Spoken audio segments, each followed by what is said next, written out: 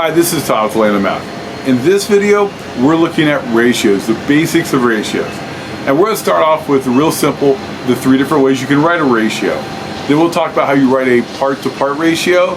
Next, we'll talk about how you can write a part-to-whole ratio. And then finally, we'll talk about how you can actually simplify ratios. So all that's coming up next on the Land of Math. All right, so with ratios, there are three different ways that we can write a ratio. Now, ratios, we're comparing two different amounts. So the first way that we can compare ratios is actually use the word 2. So we're going to compare the numbers 3 and 2. So we'd read this as 3, 2, 2. We can also use the colon symbol, but we would read it the same way, 3 to 2. And then finally, we could write it as a fraction. So we put the 3, the fraction bar, and the number 2. But we'd still read it the same way. So we'd read it as 3 to 2. So all three ways are the exact same. So here's another ratio. Let's say we're comparing the numbers 5 and 11. So we could write it as 5 to 11 with the word 2. 5 to 11 using the colon symbol, or finally the fraction. So 5 to 11 where we use our fraction bar. And they're all the same. So you got the 2, the colon, and the fraction bar. So now let's actually look at some ratios. In this case, two different things can happen. We can either write a ratio where we compare part to a part, or we can go part to a whole. So this one's going to focus on one part of a group comparing it to another part of the group. So in this particular thing, we have a group of shapes here. Some of them are squares, some of them are hexagons. And we're going to compare two different parts. We're going to compare the part that are squares, and we're going to compare the part that are squares to the part of this group that happens to be hexagons. So it's squares to hexagons. And so what you're going to do is you're going to look at the number of squares we have here. And if you look, you can see that we have the 5 squares over here. We have our 3 hexagons. So when we go to write this, and again, its order is important here because we're going squares to hexagons. We're going to write 5 to 3. And the reason we're going 5 because there's 5 squares, and we're going to go 3 because there's 3 hexagons. And you can see these are the different ways we could have written this, whether it's with the colon, the fraction, or just the word 2. Now, we can actually switch this. Let's say we want to do a ratio, but we're comparing hexagons to squares. Well, there's 3 hexagons and there's 5 squares, so our ratio is actually 3 to 5.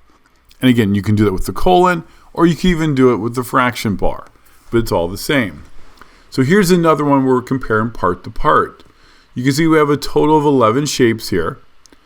3 of them are circles, and 8 of them are trapezoids. So first we're going to compare circles to trapezoids. So in the world of the circles, you can see that we have a total of 3 of them. So there's 3 circles, and there's a total of 8 trapezoids. And you can see the first way we could write with 2, the colon, or the fraction bar. It's all the same. Certain people like fractions more, some people don't.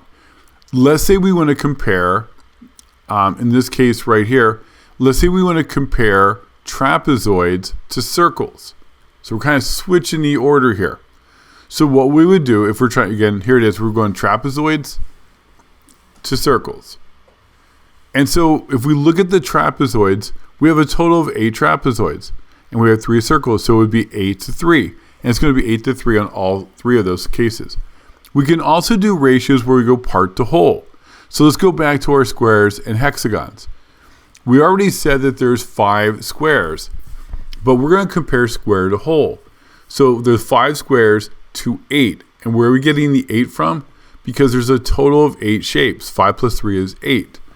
If we're trying to compare hexagons to the whole amount, we have 3 hexagons, so our ratio is going to be 3 to 8. Again, 8 is the combination of all of them.